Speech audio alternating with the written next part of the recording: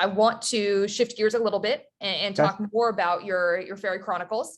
And All so right. something that you've mentioned in the past, and the last time we spoke, you mentioned as well, is that many fantasy series that are out there, they draw from Norse, Egyptian, Roman, or Greek mythologies, but Celtic myths specifically had really been mostly unexplored, hadn't really been dug into until really the Fairy Chronicles came along. And I'd love to know a little bit more around what initially drew you to the Celtic myths.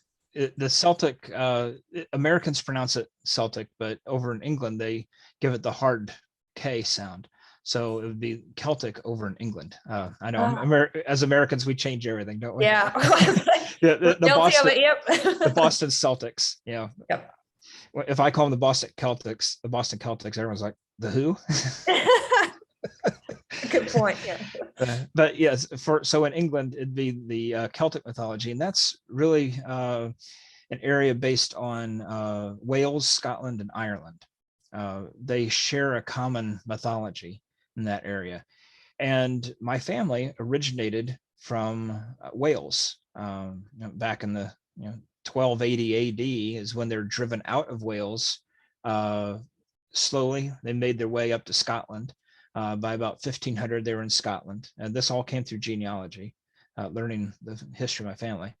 But these stories were important to my ancestors, so I wanted to learn about them. So I learned about Celtic mythologies. King Manannan, who was Celtic sea of the god, Celtic sea god, similar to Poseidon. But no one knows about King Manannan, but you do know about Poseidon. King Arthur is probably the most famous of all the Celtic mythologies out there. But aside from King Arthur, no one really talks about it. Stephen Lawhead writes about Celtic mythology a bit, not as much as I do, but he was one of my favorite authors growing up, was Stephen Lawhead. But I can't think of anybody else who writes Celtic mythology the way I do, and I take it and I give it a twist, to make it fresh. Now that I've finished the Fairy Chronicles, I'm going to be going back and writing some other series. One series is going to be called The Golden Age of Fairy, which is going to deal with the interaction between the fairy realm and King Arthur. So that's going to be an interesting way to do. I kind of touch on it a little bit in the Fairy Chronicles, but I don't go into a lot of detail. It's exciting to hear that there's more discovery and more investigation going to be done with it, and a more exploration of it, when really there hasn't been much before your series, and now as you continue to explore it, which is fantastic for others to get exposure on. One of the books, if someone wants to read the original Celtic mythologies, it's called the Mabinogion Tetralogy. I know it's a mouthful, but they were stories that were originally written in Welsh and translated over a period of 20 or 30 years. And it was 5 books, tetralogy, put into one big volume. And I've got that. I've got another one called the Celtic Miscellany, which is just miscellaneous, Celtic folk tales. But aside from that, with the mythology portion of it, there's not a lot of fantasy written about it.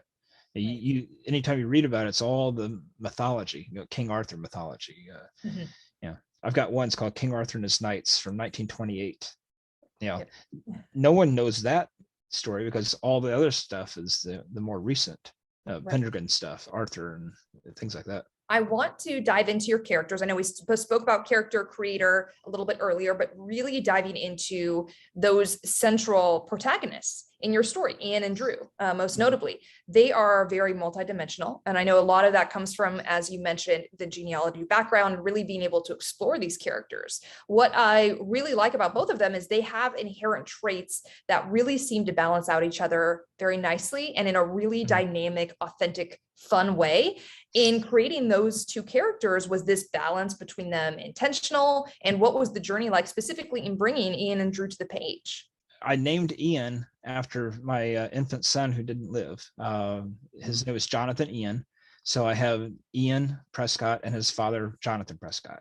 I thought, since my son didn't live, I would immortalize him on the page and give him life that way.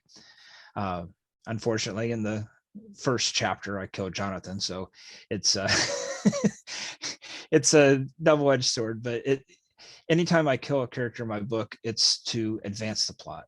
But as far as developing Ian and Drew's personalities, those are two aspects of my own personality.